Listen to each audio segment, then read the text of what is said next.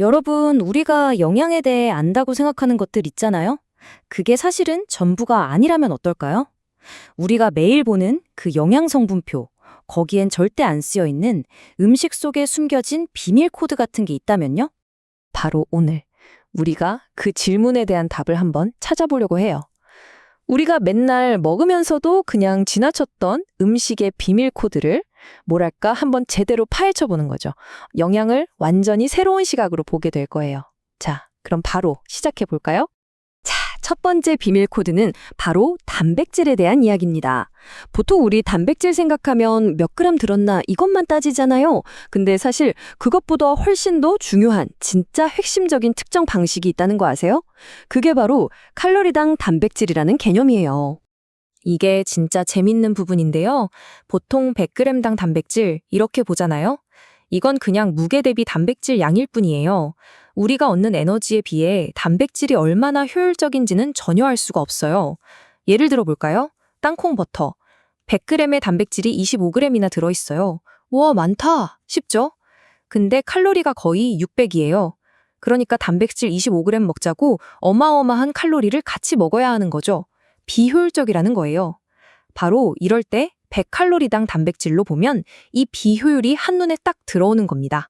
자, 그래서 이 새로운 기준으로 우리가 아는 단백질 식품들 순위를 쫙 매겨봤더니 결과가 진짜 놀라워요.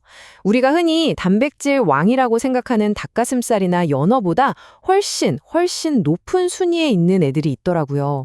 딱 보면 아시겠지만 지방이 적은, 그러니까 아주 담백한 단백질들이 상위권을 그냥 싹쓸이하는 걸 볼 수 있습니다. 그리고 이 리스트의 정점 1위는 바로 새우입니다. 100칼로리에 단백질이 무려 24g이나 들어있어요. 엄청나죠? 이게 바로 그거예요. 우리가 기준을 뭘로 잡느냐에 따라 음식을 보는 관점이 정말 180도 달라질 수 있다는 걸 아주 확실하게 보여주는 거죠. 자, 그럼 두 번째 코드로 넘어가 볼까요?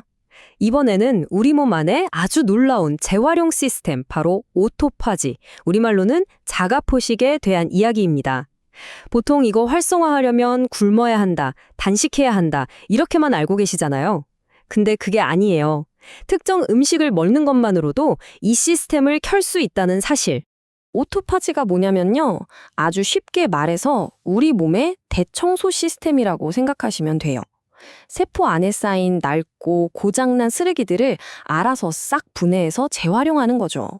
그러니까 우리 세포를 늘 새 것처럼 젊고 건강하게 유지해주는 아주 중요한 기능인 거예요. 그럼 이 세포 대청소는 어떻게 시작될까요? 여기에는 두 개의 마스터 스위치가 있어요. 하나는 mTOI라는 성장 센서인데 얘는 꺼야 하고요. 다른 하나는 AMPK라는 에너지 비상벨인데 얘는 반대로 켜야 합니다. 성장 신호는 끄고 에너지 절약 모드는 켜는 거죠. 이 두 스위치를 조작하는 게 핵심이에요. 자, 여기서 진짜 놀라운 사실. 이 스위치를 딱 조절해주는 그런 성분들이 들어있는 음식들이 있다는 거예요. 우리가 흔히 먹는 것들이에요. 녹차, 올리브 오일, 강황, 커피, 그리고 붉은 포도 껍질이나 케이퍼, 심지어 숙성 치즈까지요. 그러니까 굶지 않고 이런 음식들을 먹는 것만으로도 우리 몸의 대청소 스위치를 켤 수 있다는 얘기죠. 그래서 핵심이 뭐냐? 어떤 연구에서 이런 말을 했어요. 단식은 엔진이 아니라 신호일 뿐이다. 이게 무슨 말이냐면요. 단식 자체가 청소 기계를 돌리는 게 아니라는 거예요.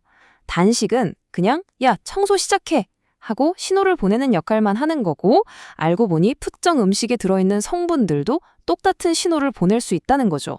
정말 대단하지 않나요? 자, 지금까지는 좋은 얘기들을 좀 해봤는데 이제는 분위기를 확 바꿔서 우리가 거의 매일 하는 아주 흔한 주방 습관 속에 숨어있는 위험에 대해 한번 이야기해 볼게요. 분명 건강한 음식이었는데 순식간에 해로운 음식으로 돌변할 수 있거든요. 여기 표를 한번 보시죠. 특정 음식을 다시 데울 때 어떤 일이 벌어지는지 보여주는데요. 시금치를 데우면 니트로사민이라는 발암 물질이 생길 수 있고요. 닭고기는 AGS라고 염증이랑 노화를 막 일으키는 물질이 만들어져요. 버섯도 마찬가지로 세포를 망가뜨리는 유해 물질이 생길 수 있습니다. 헉, 싶으시죠? 근데 다행히 해결책은 간단해요. 그냥 신선할 때 바로 먹거나 남은 건 차갑게 먹으면 되는 거예요. 특히 시금치는 정말 충격적이에요. 연구 결과를 보니까 다시 데운 시금치에서는 발암물질인 니트로사민이 무려 400%까지 증가할 수 있대요. 400%요? 이 숫자 하나만 봐도 앞으로 녹색 잎채소 남은 거 데워 먹을 때는 진짜 한 번 더 생각해야겠죠? 자, 이제 좀 더 시야를 넓혀볼까요? 이번에는 시대를 뛰어넘는 아주 근본적인 영양의 원칙에 대해 얘기해 보려고 합니다. 오래된 지혜에서 지금 현대인들이 겪고 있는 영양 문제의 해답을 찾아보는 거죠. 어떤 건강 전문가가 이런 말을 해서 굉장히 인상 깊었는데요. 저는 마트 가운데 줄에 있는 가공식품들을 다 끊고 성경에 나오는 음식들을 먹기 시작했어요. 라고요. 와, 이 말이 뭘 의미하겠어요? 진짜 건강을 위한 지혜는 저 멀리 과거에 아주 근본적인 음식에 있다는 걸 얘기해 주는 거 아닐까요? 그리고 실제로 그렇습니다. 예를 들어 생꿀이나 엑스트라 버진 올리브 오일, 석류 같은 것들이요. 또 여러 곡물이랑 콩으로 만든 에제키엘 빵도 마찬가지고요. 이런 음식들은 정말 오래전부터 몸에 좋다고 알려져 왔는데 요즘 현대 과학으로 분석해봐도 그 가치가 계속 증명되고 있는 것들이죠.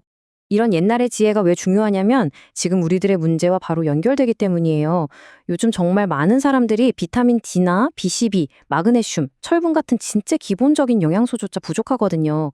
여기 표를 보시면 각각 어떤 영양소가 부족할 때 어떤 증상이 나타나는지 그리고 뭘 먹어야 하는지 아주 명확하게 나와 있으니까 꼭 한번 확인해 보세요. 결국 오늘 우리가 살펴본 이 모든 비밀 코드들이 가리키는 건 딱 하나입니다. 이제는 단순히 칼로리나 탄단지 이런 것만 따질 때가 아니라는 거죠.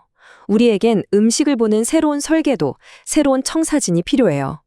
음식의 질이 어떤지, 그 안에 어떤 생화학적인 신호들이 숨어 있는지를 이해해야 한다는 겁니다. 그래서 마지막으로 여러분께 이리 질문을 던져고 싶어요. 여러분은 그냥 먹고 계신가요? 아니면 여러분의 음식을 해독하고 계신가요? 오늘 이야기 나눈 것들이 앞으로 음식을 대하는 여러분의 관점을 바꾸는 그런 작은 계기가 되었으면 좋겠습니다.